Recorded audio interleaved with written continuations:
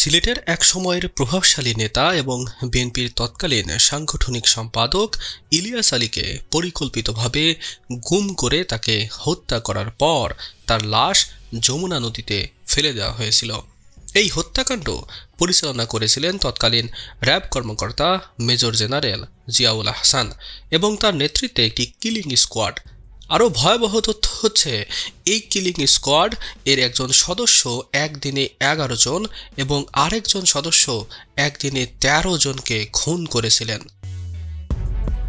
আন্তর্জাতিক অপরাধ ট্রাইব্যুনাল গুম তদন্ত কমিশনের অনুসন্ধানে এসব তথ্য উঠে এসেছে। এতে আরও দাবি করা হয়েছে, ইলিয়াস আলীকে গুমের নির্দেশ এসেছিল তৎকালীন প্রধানমন্ত্রী শেখ হাসিনার কাছ থেকে। অথচ পরবর্তীতে ইলিয়াস আলীর স্ত্রী এবং কন্যাকে গণভবনে ডেকে এনে সান্ত্বনা দেওয়ার পাশাপাশি শেখ হাসিনা বলেছিলেন, বিএনপির নেত্রী খালেদা জিয়ার নির্দেশে এই ঘটনা ঘটানো হয়েছে। 2012 সালের 17 এপ্রিল সন্ধ্যায় শাহবাগের তৎকালীন শেরাটন হোটেলে দলের নেতাকর্মীদের সঙ্গে বৈঠক শেষে ইলিয়াস আলী বাসায় ফিরছিলেন। সেখান থেকে তাকে অনুসরণ করা শুরু হয়। র্যাব সদস্য সার্জেন্ট তাহিরুল ইসলাম তাকে অনুসরণ করেন। আন্তর্জাতিক অপরাধ ট্রাইব্যুনালে দেওয়া 164 ধারায় স্বীকারোক্তিতে তিনি জানান, তার দায়িত্ব ছিল শেরাটন থেকে ইলিয়াস আলীর গতিবিধি পর্যবেক্ষণ করা এবং জিয়াউল হাসানকে তা জানানো। মহেশখালী এলাকায় পৌঁছানোর পর জিয়াউল হাসানের নেতৃত্বে আরেকটি টিম ইলিয়াস আলীর গাড়িকে অনুসরণ করা শুরু করে। বনানীর সাউথ পয়েন্ট স্কুলের সামনে গাড়ি আটকে থাকে এবং তার ড্রাইভার আনসারকে জোরপূর্বক তুলে নেয় তারা। তদন্ত সূত্রে জানা যায়, ইলিয়াস আলীকে তুলে নেওয়ার পর একটি নির্জন স্থানে নিয়ে নির্মম নির্যাতন করা হয়। প্রাপ্ত তথ্য অনুযায়ী জিয়াউল হাসানের টিম ইলিয়াস আলীকে হত্যা করে লাশ গুমের পরিকল্পনা অনুযায়ী যমুনা নদীতে ফেলে দেওয়া হয়।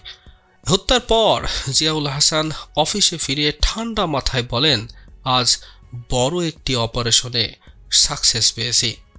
জিয়াউল হাসানের নেতৃত্বাধীন এই কিলিং স্কোয়াড শুধু ইলিয়াস আলী নয়, আরও বহু মানুষকে নির্মমভাবে হত্যা করেছে। তদন্তে জানা যায়, এই স্কোয়াডের একজন সদস্য একদিনে 11 জন এবং আরেক সদস্য একদিনে 13 জনকে খুন করেছিলেন। জিয়াউল হাসান এর রানার হিসেবে গুম খুন মিশনের হুকুম তামিল করতেন তারা।